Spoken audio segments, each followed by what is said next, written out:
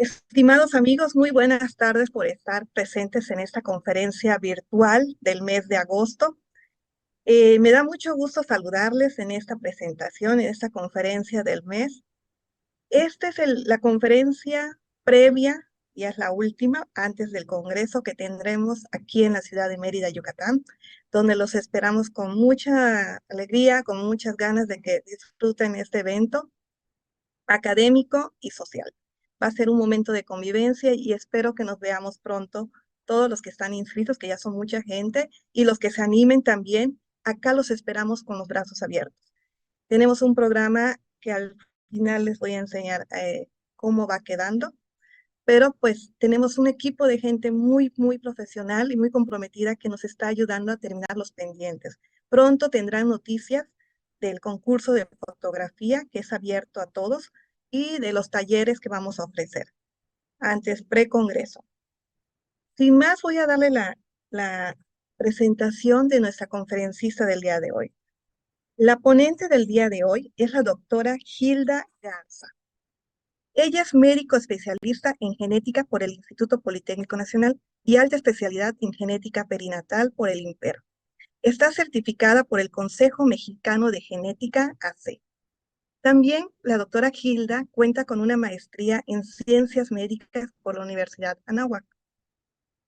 Actualmente se desempeña como médico genetista adscrito de la unidad de genética en el Hospital Ángeles Las Lomas en el Estado de México. Es profesor titular también de las materias de embriología, genética clínica, genómica y proteómica en diferentes universidades. Tiene más de 30 presentaciones en congresos nacionales e internacionales, siendo ella autora de primer autor. Y también es miembro, perdón, ha publicado también artículos científicos y capítulos de libro. Siendo ella una amplia experta en el tema, es miembro activo de la Asociación Mexicana de Genética Humana, miembro activo de la American College of Medical Genetics and Genomics, del Colegio Mexicano de Especialistas en Ginecología y Obstetricia y de la International Society of Perinatal and Diagnosis. Sin más, dejamos a la doctora que nos presente el título de su conferencia y nos haga la presentación de la misma. Doctora, le cedo el micrófono para que inicie con esta conferencia del día de hoy. Y bienvenida y gracias por aceptar darnos esta plática el día de hoy. La sociedad le agradece mucho su tiempo y su paciencia con nosotros. Muchas gracias, doctora. Gracias por la invitación y gracias a todos los que están aquí. Em, y gracias también por la presentación tan extensa y amable que ha tenido. El único es, yo soy egresada del Instituto Nacional de Pediatría y si no lo menciono me matan mis maestros del INP, pero es un gusto estar aquí. Dar clases es algo apasionante. Y esta vez vamos a platicar de un tema bastante amplio que es la genética. Actualmente yo le digo a mis alumnos que va a haber genética para todos, ¿no? Genética hay para histología, hay para embriología, hay para anatomía, actualmente para todas las especialidades prácticamente, incluyendo quirúrgicas y no quirúrgicas. En el área de la medicina tienen involucro genético y los alumnos es muy importante que sepan cuáles son las actualizaciones de genética, porque cada vez más estamos describiendo y descubriendo causas genéticas asociadas a enfermedades. Entonces, voy a empezar justo platicando un poquito de las enfermedades genéticas. Las enfermedades genéticas suelen clasificarse como enfermedades raras o poco frecuentes. Son enfermedades que se presentan con una prevalencia mayor a 1 de cada 2.000 personas, pero ya si las juntamos a todas ellas, sabemos que existen más de 300 millones de personas con una de estas enfermedades. Al ser enfermedades de baja prevalencia, entonces muy pocos profesionales de la salud están familiarizados con este grupo de enfermedades, por lo que tardamos mucho tiempo en realizar un diagnóstico correcto. Más o menos lo que se sabe actualmente es que en promedio tardamos 7 años y los pacientes pasan por al menos 8 médicos de diferentes especialidades y ramas y estados antes de llegar a un diagnóstico y al menos en la mitad de los casos ese diagnóstico puede ser incorrecto.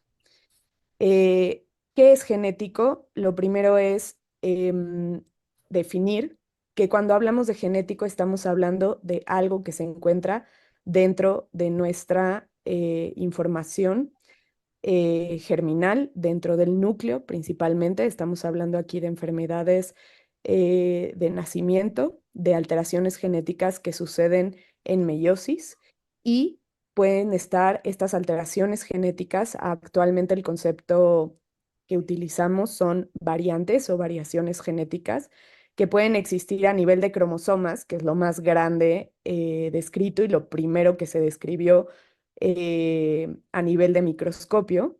Y posteriormente, a partir de que se describieron técnicas como la secuenciación Sanger y la secuenciación de siguiente generación, hemos podido estudiar la configuración de los nucleótidos a nivel de DNA y con eso detectar cambios genéticos que se relacionan con enfermedades. Entonces, todo lo que esté relacionado con alteraciones en DNA o en cromosomas es como tal genético.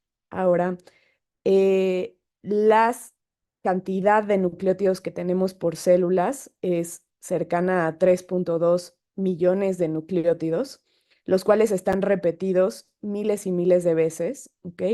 Y es muy importante diferenciar que estos cambios genéticos son los que nos hacen diferentes los unos de los otros. Todos nosotros, si nos hacemos un estudio de secuenciación de genoma completo, vamos a tener cambios y diferencias que existen tanto entre poblaciones como entre seres humanos, incluso dentro de la misma familia. Las definiciones clásicas que utilizamos para estos cambios y que todavía se utilizan en biología molecular son polimorfismo y mutación, siendo los polimorfismos o SNPs cambios frecuentes que se encuentran en más del 1% de la población y por sí solos no explican una enfermedad genética, pero en manera conjunta sí pueden aumentar la predisposición o el riesgo de desarrollar ciertas enfermedades frecuentes, como son diabetes, hipertensión, obesidad y cáncer, por ejemplo. Y las mutaciones, que son cambios genéticos deleterios, generalmente son cambios raros que por sí solos pueden favorecer el desarrollo de una enfermedad. Como estos términos desde el punto de vista clínico creaban confusión para la interpretación de estudios y para la interpretación de la asociación con enfermedades en los pacientes, desde el 2015 tenemos una clasificación del Colegio Americano de Genética, que aprueba el Colegio Americano de Genética, en donde los cambios genéticos los clasificamos en patogénicos, probablemente patogénicos, variantes de significado incierto, probablemente benignos y benignos. Es algo importante que dentro de un mismo gen, aun sea causal de enfermedad, puede haber todos estos tipos de variantes o variaciones o cambios genéticos. Entonces, incluso si estamos hablando de un gen relacionado con una enfermedad tiroidea, con una enfermedad oncológica, podemos tener cambios benignos que no expliquen como tal el desarrollo de esa enfermedad. Por lo contrario, cambios patogénicos o probablemente patogénicos quiere decir que hay suficiente evidencia científica, bioinformática y molecular para atribuirle ese cambio al desarrollo de la enfermedad. ¿Okay? Los cambios inciertos es donde aún no existe suficiente evidencia para poder atribuir ese cambio genético específico al desarrollo de una enfermedad. Entonces, cuando encontramos cambios benignos o probablemente benignos, yo obtengo un resultado generalmente molecular como negativo. Cuando yo tengo una variante patogénica o probablemente patogénica, el resultado se emite como positivo. Y cuando tengo variantes de significado incierto, el resultado se emite como no concluyente.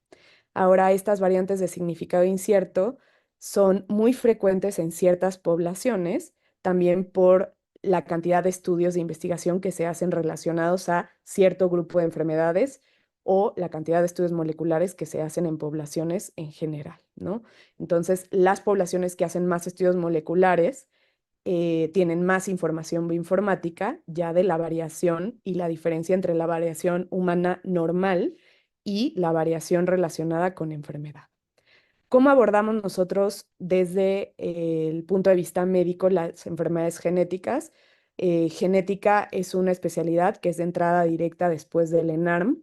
Entonces, después de hacer medicina general, pues entrar directo a la especialidad en genética y como cualquier especialidad, nosotros y como cualquier médico, hacemos una historia clínica completa del paciente, una exploración física, un interrogatorio dirigido de acuerdo a las manifestaciones clínicas que tiene el paciente y posteriormente seguimos una serie de estudios que habitualmente es en orden, pero a veces priorizaremos dependiendo de lo que está presentando el paciente enfrente de nosotros, con estudios de laboratorio, estudios de gabinete y generalmente los estudios de patología y genética suelen quedarse al final cuando ya llega un paciente con estudios de patología o genética en este grupo de enfermedades, ya sabemos que hay algo complicado atrás de ese diagnóstico.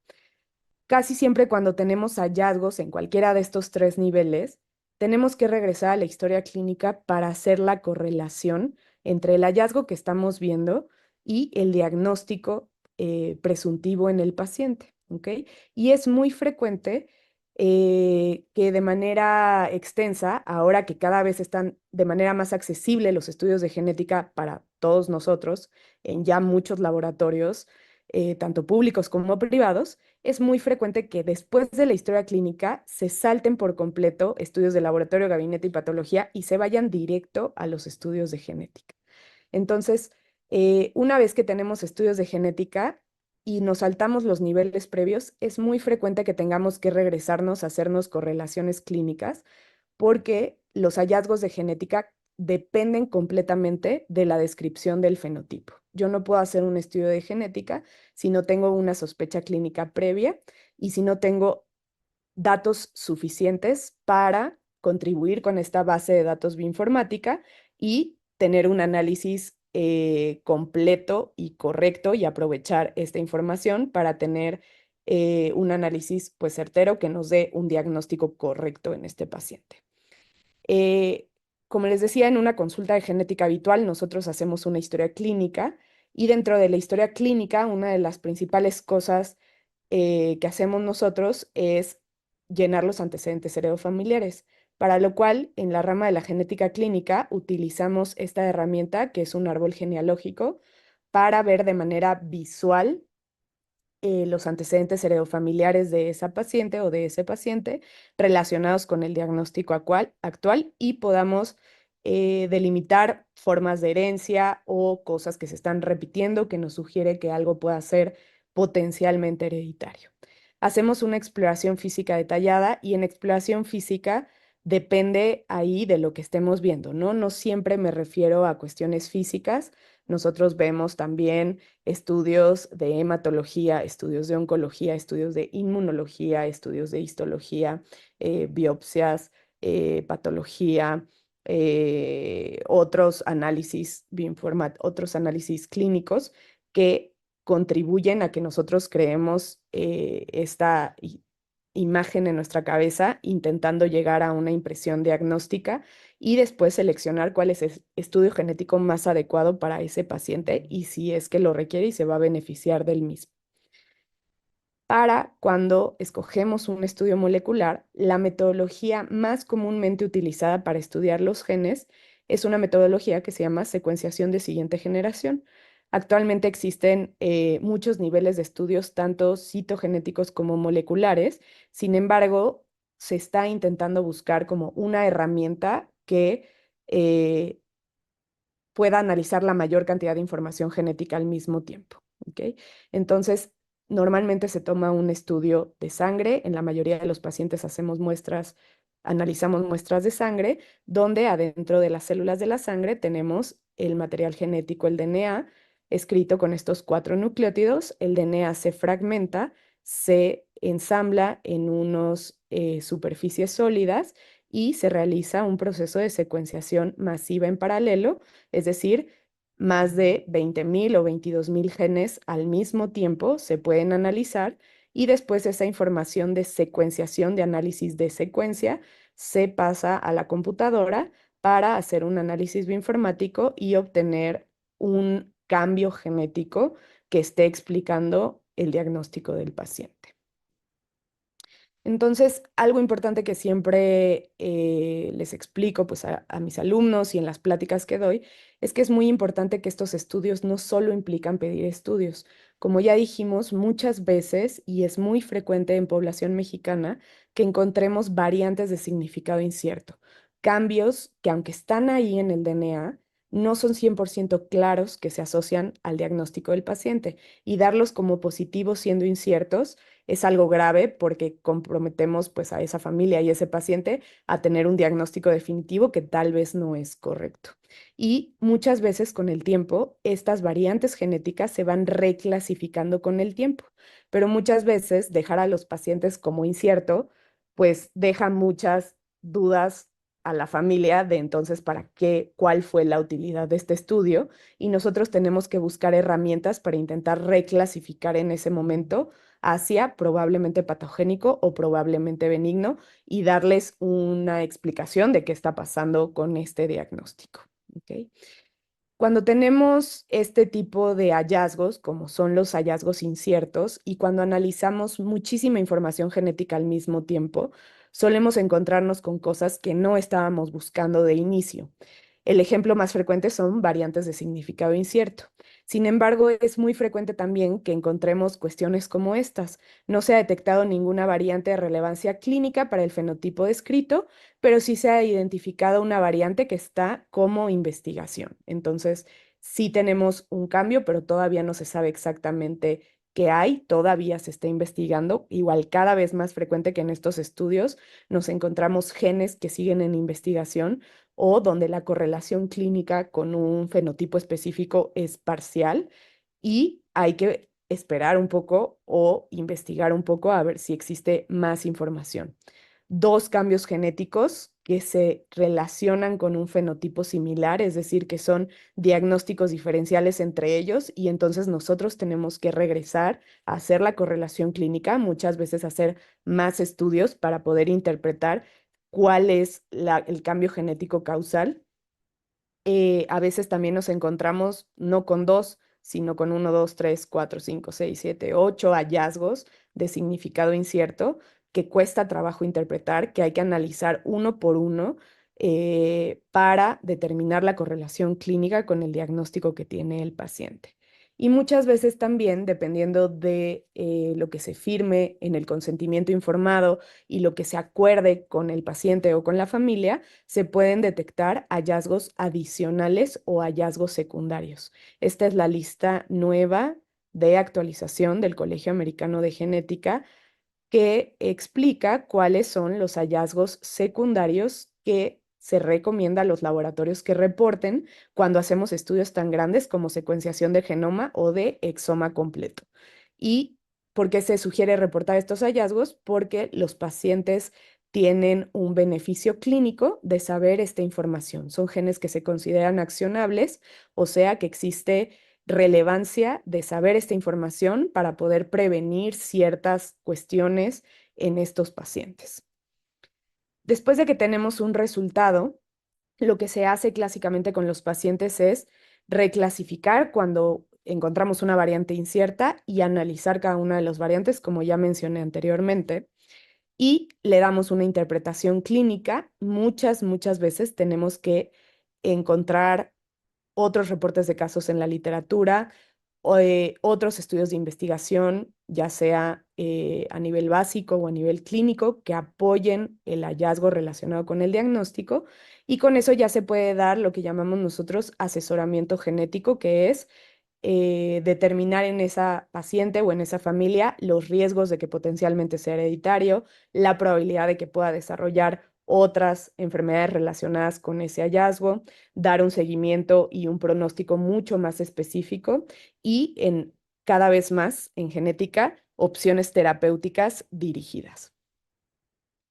A lo que nos enfrentamos todos los días y para lo cual es importante esta plática es que muchas veces tenemos variantes que no cuadran con el tipo de herencia, donde no coincide el cuadro clínico, donde hacemos estudios en la familia y tenemos pacientes sanos, entre comillas, o tan levemente afectados que no se ve clínicamente la enfermedad, pero con la misma variante genética que tiene el paciente. Y todos estos casos son ejemplos de casos donde tenemos que hacer correlaciones clínicas en retrospectiva. Y voy a platicar de algunos ejemplos, algunos casos que hemos vivido nosotros y yo personalmente a lo largo de mi carrera, donde tenemos que hacer correlación con histopatología para poder entender mejor el diagnóstico. Entonces, este es un caso de un paciente que inició alrededor de los 6 meses de edad con debilidad muscular progresiva y simétrica de predominio en extremidades inferiores, con una creatinina fosfoquinasa normal y antecedente de hipotonía neonatal. A la exploración física vemos cómo arrastra los piecitos, tiene una debilidad simétrica tanto en extremidades inferiores como superiores, pero predominante de extremidades inferiores. Lo primero que se sospecha en cualquier paciente masculino con debilidad muscular progresiva alrededor de esta edad es en una distrofia muscular de Duchenne. Sin embargo, con una CPK normal, pues ya queda prácticamente excluido clínicamente este diagnóstico y mucho más aún si tenemos un caso de una hipotonía neonatal, ¿no? Los pacientes con Duchenne normalmente empiezan alrededor de los 4 años, pero no alrededor del año de edad ni antes.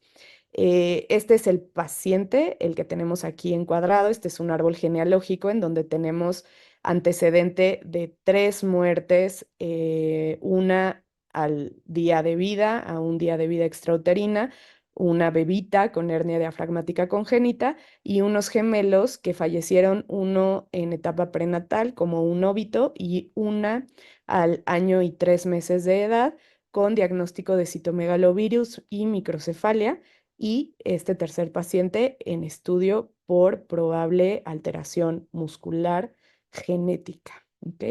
En este paciente ya nos llegó a nosotros, bueno, empezamos el abordaje y este es el mismo abordaje que presenté al inicio, un paciente que tenemos con una debilidad muscular generalizada de predominio proximal en extremidades inferiores con hiporreflexia. Hacemos laboratorios, una CPK y enzimas hepáticas normales, hacemos estudios de gabinete, electromiografía, velocidades de conducción nerviosa normales y este paciente ya llegó a la consulta con una biopsia muscular en fresco que sugería datos, bueno, que tenía datos de atrofia en ambos tipos de fibras, principalmente tipo 1, sin alteraciones morfoestructurales y núcleos en el interior de las fibras, ni fibrosis intersticial. Originalmente se sugirió una miopatía de origen mitocondrial, pero hacer estudios mitocondriales directamente en la biopsia suele ser complicado en la biopsia de músculo o en sangre. Entonces decidimos hacer un estudio genético de secuenciación de exoma que reportó una variante patogénica heterocigota en el gen CAPN3, que es el gen que codifica para calpaína. Y otros pacientes con variantes patogénicas, pero homocigotas, no heterocigotas, eso quiere decir en los dos alelos, se relaciona con una enfermedad que se llama distrofia muscular de cinturas.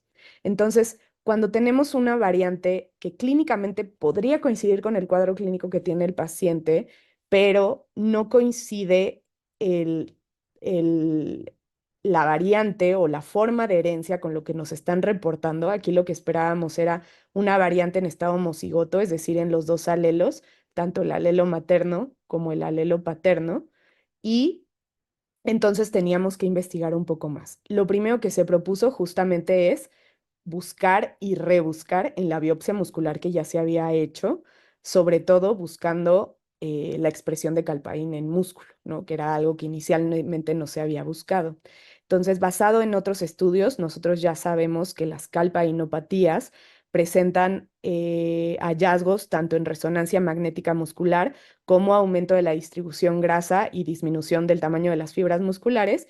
Y a nivel histológico, este no es el caso del paciente, pero hay casos reportados en donde los pacientes homocigotos presentan una disminución en pues en las marcas de calpaína por inmunohistoquímica y también en las tinciones con HE, una disminución también en el tamaño de las fibras musculares.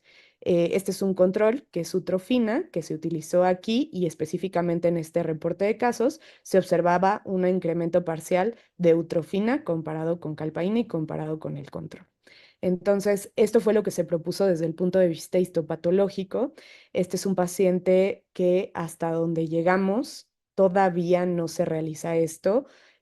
Fue difícil encontrar que si la adición de inmunohistoquímica con calpaína, que si se volvía a biopsiar, que si no se volvía a biopsiar. Entonces, fue un tema que se quedó ahí como pendiente y los papás decidieron al final no volver a biopsiar al chiquito y esperar la evolución clínica y hacer estudios subsecuentes, esperando que se reclasifique la variante. Otra cosa que podemos hacer desde el punto de vista genético es segregar a los papás, hacer el estudio genético en los papás, y otra cosa que podemos hacer es buscar la otra variante en el otro alelo por un cambio genético que no haya sido detectado mediante secuenciación, por ejemplo, una deleción o una duplicación o algo adentro del intrón en regiones no codificantes que puede estar explicando el modo de herencia y el diagnóstico del paciente. Las distrofias musculares es el grupo de enfermedades genéticas que mayor vemos nosotros muy frecuentemente. Son muy heterogéneas tanto clínica como genéticamente, pero muchas de ellas comparten características histológicas en común. Actualmente, muchas de las guías de práctica clínica actuales dicen que contener los datos clínicos del laboratorio y o de gabinete ya es suficiente para llegar al estudio genético y no siempre es necesario pasar por una biopsia muscular, sobre todo en pacientes pediátricos, donde este procedimiento puede ser pues traumático y doloroso. Sin embargo, cuando tenemos casos como variantes inciertas o cosas que no coinciden, sí es muy importante hacer la correlación con la biopsia, porque esto justo nos puede dar pie a tener un diagnóstico correcto o incorrecto y oportuno en el paciente. Actualmente, esta es una página de terminología genética que se llama HPO. Son los términos clínicos que utilizamos nosotros para hacer el análisis bioinformático de los estudios genéticos y actualmente existen 2.991 enfermedades genéticas relacionadas con una alteración en la morfología del músculo esquelético, por lo cual esto tiene una amplísima variabilidad y cada caso se tiene que individualizar de manera clínica e histopatológica cuando es necesario. La histopatología es una ciencia pues más vieja o más antigua que la genética, por lo cual ustedes tienen mucho más experiencia, incluso en correlación genotipo-fenotipo. Esta es la distrofia, una de las distrofias musculares más frecuentes en varones, que es la distrofia muscular de Duchenne, en donde nosotros tenemos dos cuadros clínicos diferentes. Un cuadro clínico leve, que se llama distrofia muscular de Becker, y un cuadro clínico severo, que es la distrofia muscular de Duchenne. Clínicamente, a veces se sobrelapan los diagnósticos y molecularmente no siempre es tan fácil diferenciar uno y otro. La diferencia molecular entre un diagnóstico y otro es si se permanece el marco de lectura del gen DMD en Becker o si se interrumpe el marco de lectura y por lo tanto tenemos una proteína trunca cortita en distrofia muscular de Duchenne o prácticamente ausente.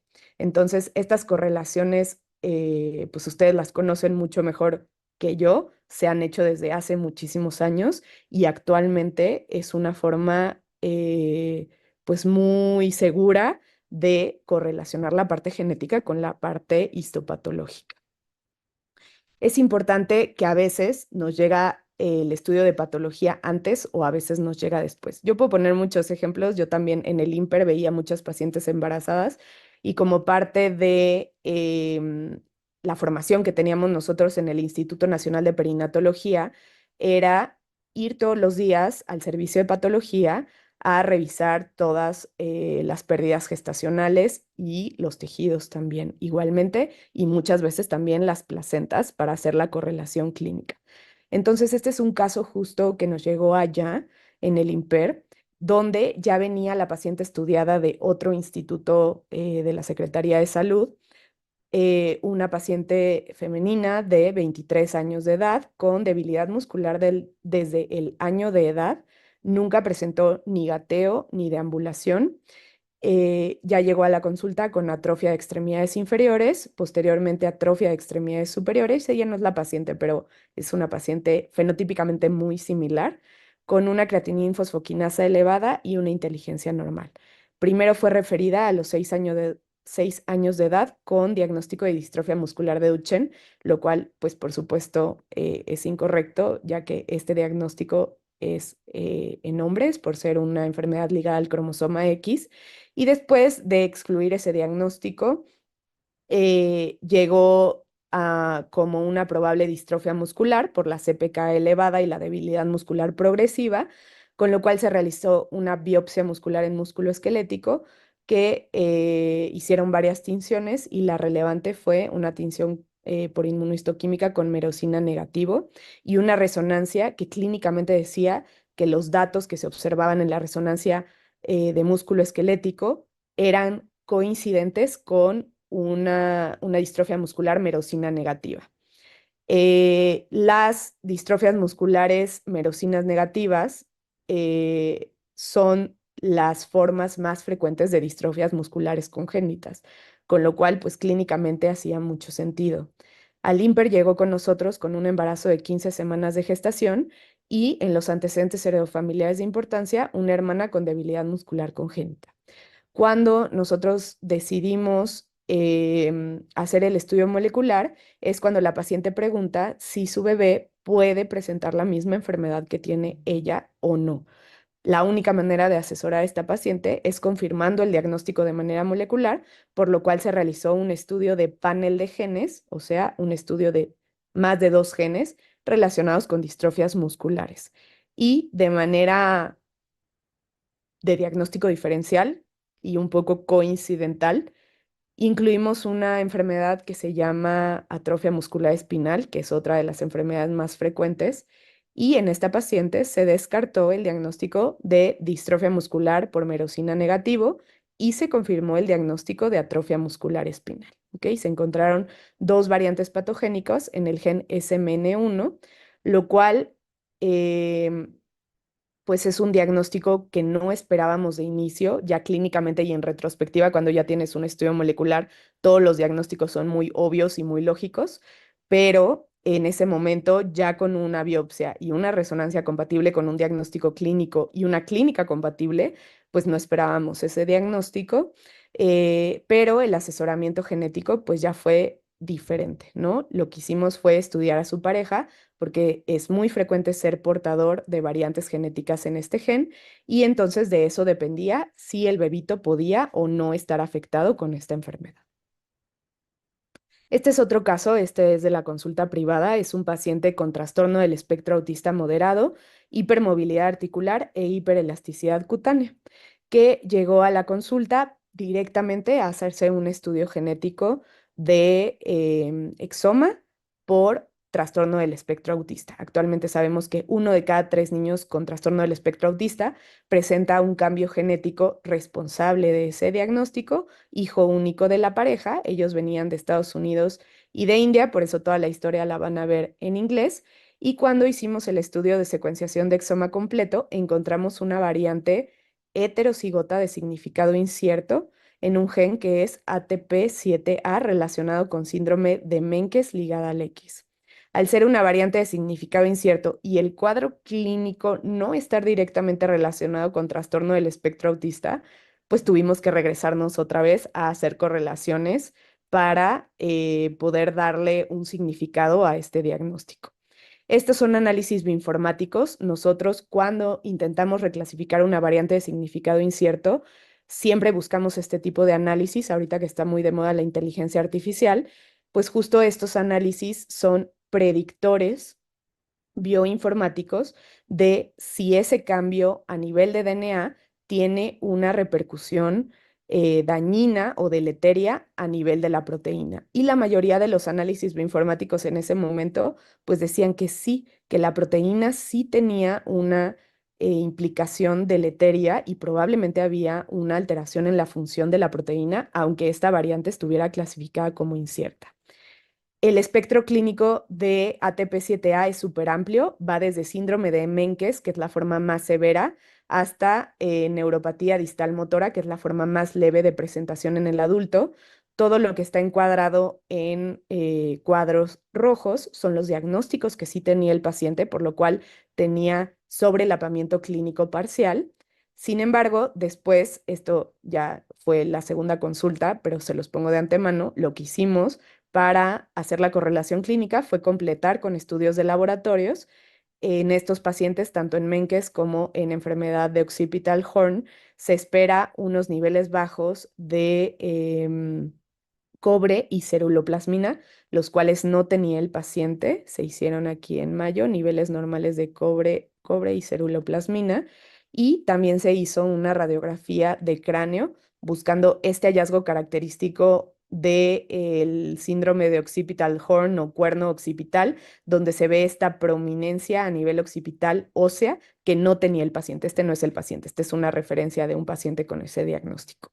Entonces, con datos de laboratorio y datos de gabinete normales, lo que sugeríamos en este caso era pues hacer un estudio por microscopía del cabello, porque estos pacientes con síndrome de Menkes y occipital horn presentan un dato característico que se llama pili torti, que es un enrollamiento, unos giros en un cabello liso de más de 180 grados que están de manera irregular y salteada y que son muy característicos de síndrome de Menkes.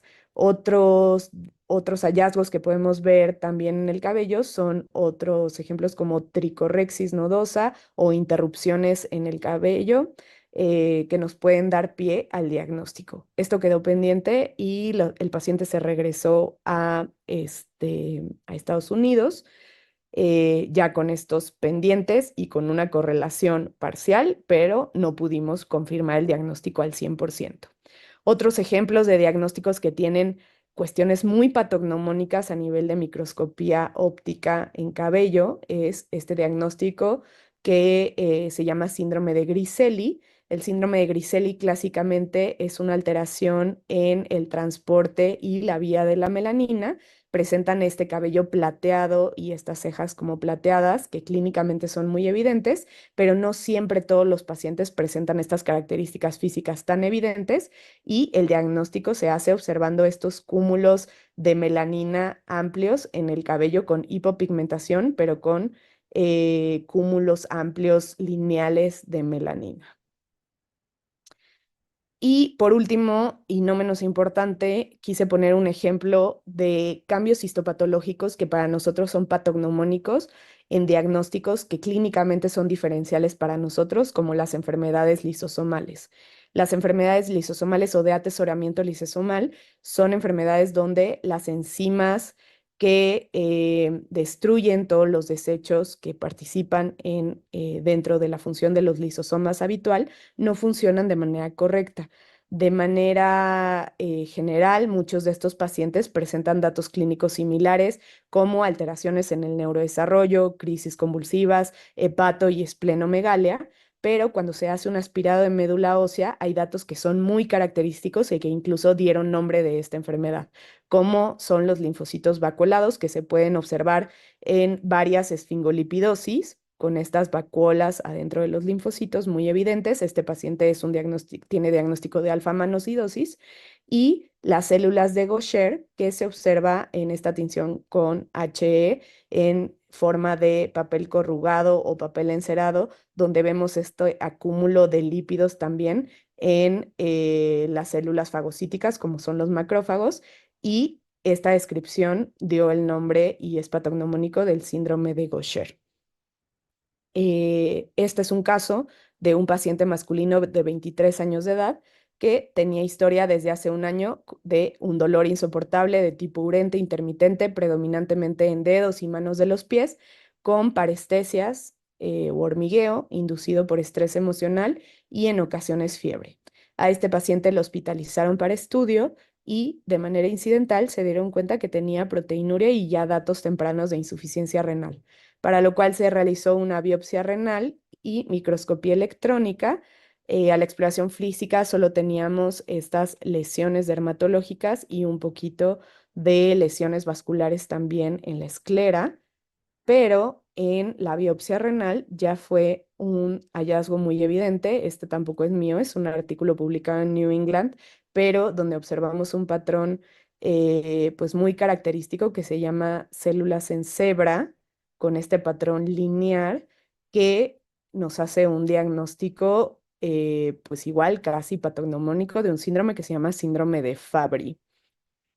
Entonces, pues para llevar a casa, realizando un abordaje diagnóstico clínico y molecular, sí podemos obtener un diagnóstico etiológico hasta en 1 de cada 3 pacientes, pero muchas veces los diagnósticos no son claros y muchas veces los estudios genéticos también salen negativos y los pacientes deben quedarse con un abordaje con estudios de laboratorio, gabinete e histopatología para concluir el diagnóstico y esperar un poco a que avance más la biología molecular para ver si existe una causa monogénica clara del diagnóstico del paciente. Siempre que sea posible, se deben incluir pues, los 3 tipos de estudios junto con este grupo de enfermedades genéticas cuando se sospechan.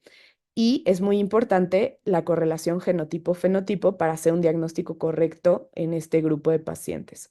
Y siempre apoyarnos de un médico genetista clínico, pues puede ahorrar costos en estudios y años sin diagnósticos en estos pacientes.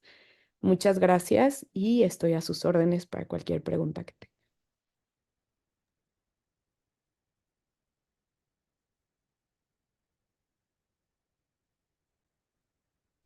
Muchísimas gracias por su presentación, doctora Gila. Abrimos la sesión de preguntas al público de aquí de la liga y ahorita le pasamos las preguntas al doctor Adolfo Soto, que está en Facebook checando las preguntas. Para empezar, tiene muchos saludos aquí también en el chat de la liga de Zoom, Gracias. pero empezamos con las preguntas con el doctor Miguel Ángel Cornejo. Adelante. Hola, buenas noches. Bueno, es que a veces pienso que si no comento o no pregunto, piensan que estoy enojado, entonces forzosamente tengo que preguntar. Doctora, la felicito por su plática, ¿eh? Interesantísima, una plática muy bien aterrizada. Cualquier persona que no tenga mucho conocimiento de la genética, o mejor aún, que no le guste, va a entender por qué es necesaria. Así que la felicito, doctora, y creo que es uno de los mejores ejemplos para que los profesionistas del área médica, ¿sí?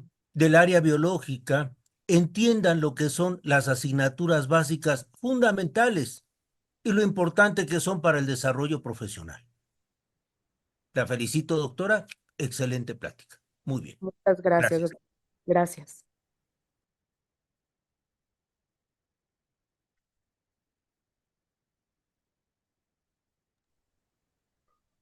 Buenas noches, Tiene, doctora. sí, Buenas adelante, noches. adelante, doctor Adolfo. Muchísimas gracias por darme la palabra. Le hablo a uno de los rincones del mundo, aquí en Bolivia, Tarija, cerca la frontera con Argentina, por Bermejo. Felicito a la doctora. Realmente eso es abrir los ojos a la realidad. Aquí carecemos de esta especialidad. Tal vez puede existir en La Paz, donde es la sede del gobierno, o Santa Cruz o Cochabamba, pero una especialidad importantísima. Nosotros que hemos andado realmente mucho camino también como el doctor Miguel Ángel, un saludo especial. Creo que es importante, ¿no es cierto?, de que nos puedan orientar y quiero agradecer al que me ha dado el contacto para estar presente en esta charla. Pero aquí lo que he podido notar yo a través de todos estos tiempos son las secuelas que nos dejó la poliomielitis. Las vacunas prácticamente han sido muy pocas en esas épocas y nos ha dejado realmente una secuela a mucha de nuestra gente aquí, especialmente en el sur de Bolivia. Yo quería preguntar, este, este estudio también si se puede hacer a estos pacientes que me conmovió, por ejemplo, ver en silla de ruedas a las pacientes que presentó la doctora, y aquí también hemos visto muchos y vemos con esas secuelas. Lamentablemente, ¿no es cierto?, el diagnóstico clínico es morfológico, no microscópico.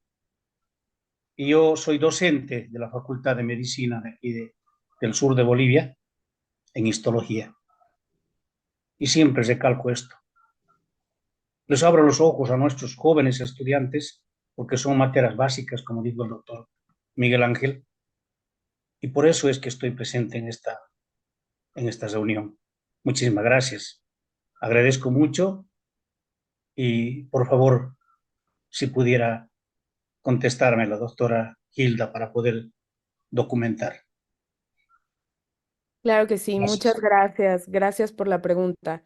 Bueno, la poliomielitis es una enfermedad viral aguda que afecta el sistema nervioso central y actualmente no conocemos ninguna causa genética monogénica que podamos determinar con un estudio relacionada con el diagnóstico que nos pueda ayudar a determinar la progresión de la enfermedad o si existe algo más.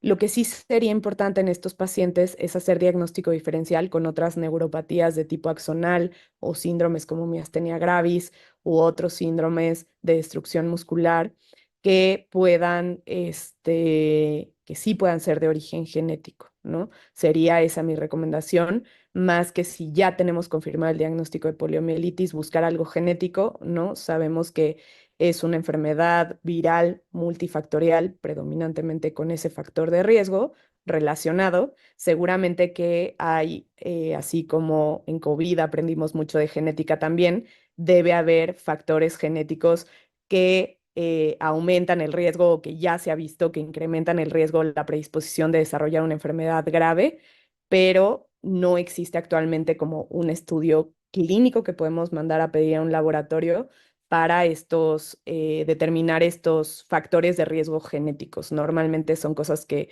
todavía están en investigación a nivel poblacional.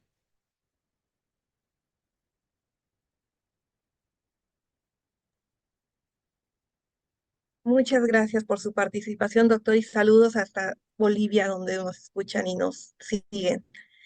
Gracias por estar presente.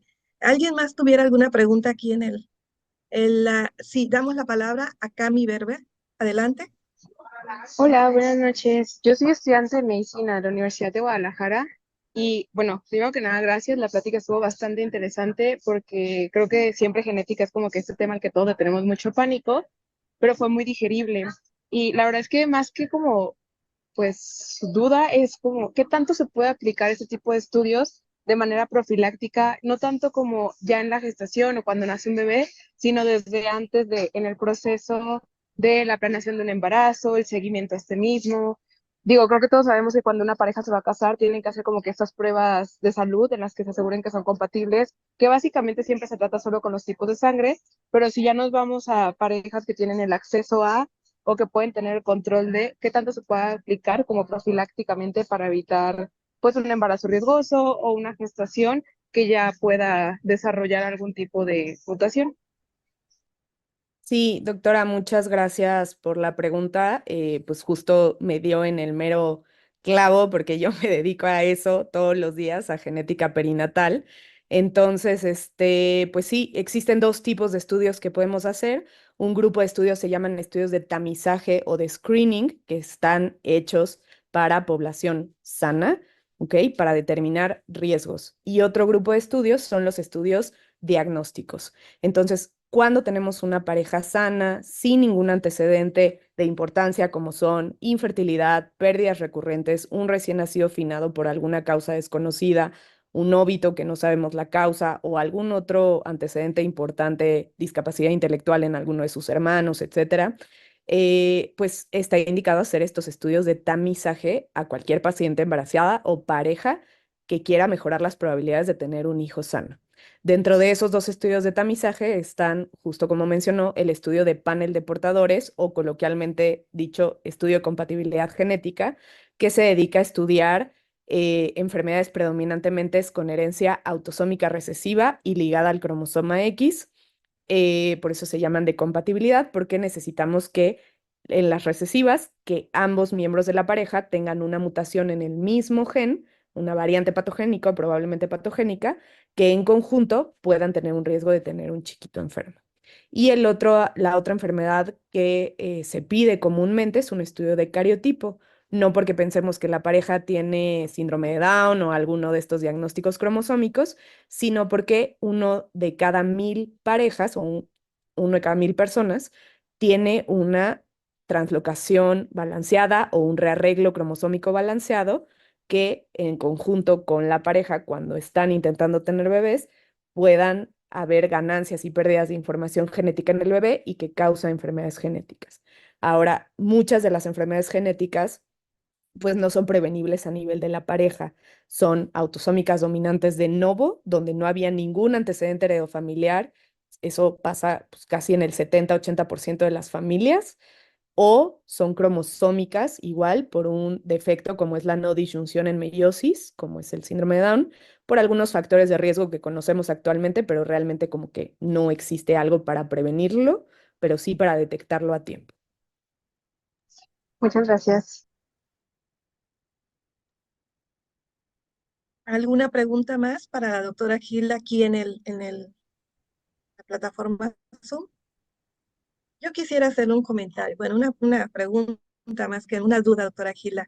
¿Los factores ambientales influyen están influyendo en las enfermedades genéticas en la actualidad? A lo que estamos expuestos, las generaciones que han pasado por diferentes tipos de ambiente y a lo que estamos expuestos. ¿Esto tiene una repercusión eh, escrita o publicada, alguna referencia que nos pueda dar o su comentario, su posición? Sí, por supuesto que sí. La respuesta, sin lugar a dudas, es sí. Los factores ambientales juegan un papel importantísimo en el desarrollo de enfermedades y en la modificación de la expresión de genes para el desarrollo grave o leve de ciertas enfermedades. Nosotros, desde el punto de vista de estudio genético, dividimos a las enfermedades básicamente en dos grupos: enfermedades monogénicas o mendelianas, donde un solo gen o la alteración de un solo gen explica el desarrollo de la enfermedad, casi siempre independientemente de los factores ambientales. Aquí no entran mucho en juego, es casi todo genético. Y el grupo de las enfermedades complejas o multifactoriales, donde el desarrollo de la enfermedad depende de la interacción entre múltiples factores ambientales y múltiples factores genéticos, pero que son tan chiquitos, les llamamos SNPs, que son difíciles de estudiar a nivel clínico. Entonces, la interacción de esas dos cosas, los pacientes también les llaman agregación familiar, ¿no? Pero de enfermedades frecuentes como la obesidad, la hipertensión, el cáncer, la dislipidemia, las enfermedades autoinmunes, el autismo, todas esas enfermedades, la mayoría se explican por esta teoría multifactorial y ya entran ahí en juego otras explicaciones junto con los factores ambientales como cuestiones epigenéticas y otras cosas más complejas también. Pero la respuesta, por supuesto que sí. Muchas gracias. ¿Alguien más? ¿O pasamos a las preguntas de Facebook? El doctor Adolfo. Muchísimas gracias, doctora Ángela. Doctora Garza, me uno a las felicitaciones de los compañeros. Aquí usted puede ver en nuestra página de Facebook. Le mandan muchas felicitaciones y también nos están viendo desde Perú. Les mandamos también un abrazo, al igual que a nuestros hermanos de Bolivia. Y si usted nos diera la oportunidad de hacerle algunas preguntas que están aquí, por ejemplo, dice Flor Mejía que si es posible encontrar mutaciones en el cuerpo de Barr.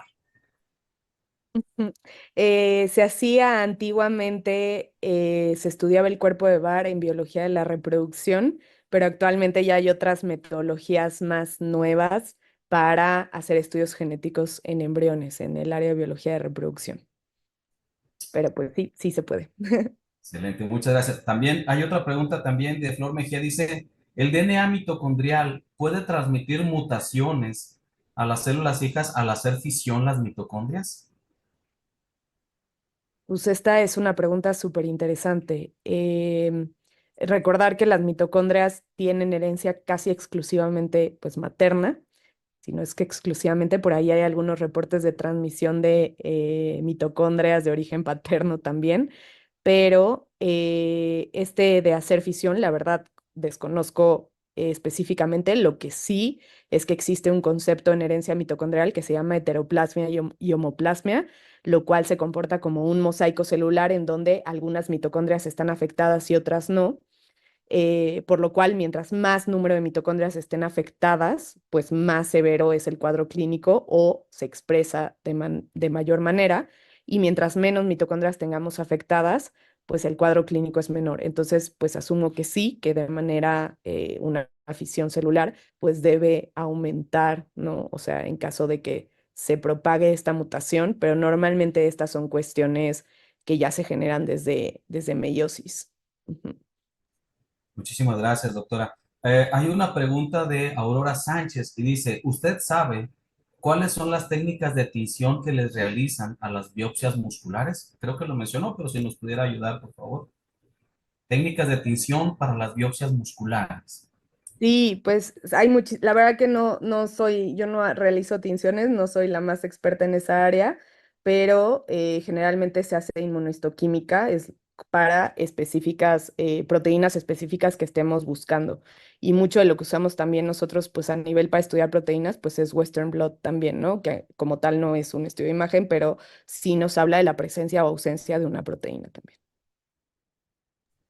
Gracias, doctora. Hay una pregunta de Paul Aguilar, dice, en casos de Fabry, ¿siempre utilizan microscopía electrónica para la búsqueda de los zebra bodies?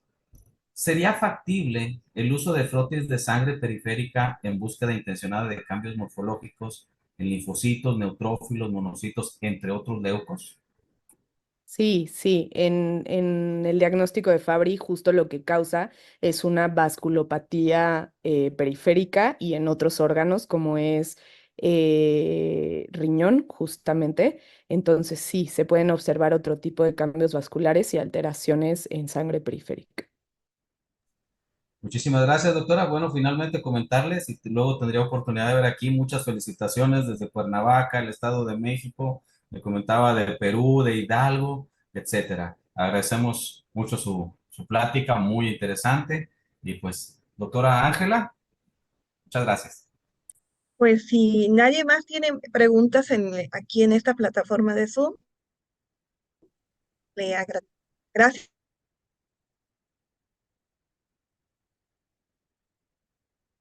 Gracias, muchas gracias por la invitación.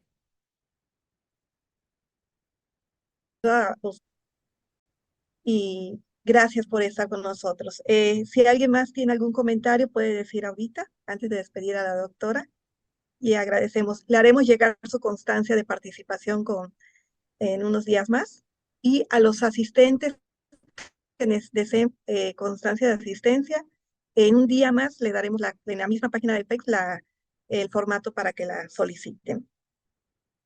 Sin más, le agradecemos mucho. Un aplauso por su presentación y gracias nuevamente. Gracias a todos por estar conectados con nosotros. Estamos en contacto y nos vemos pronto para el Congreso en Mérida.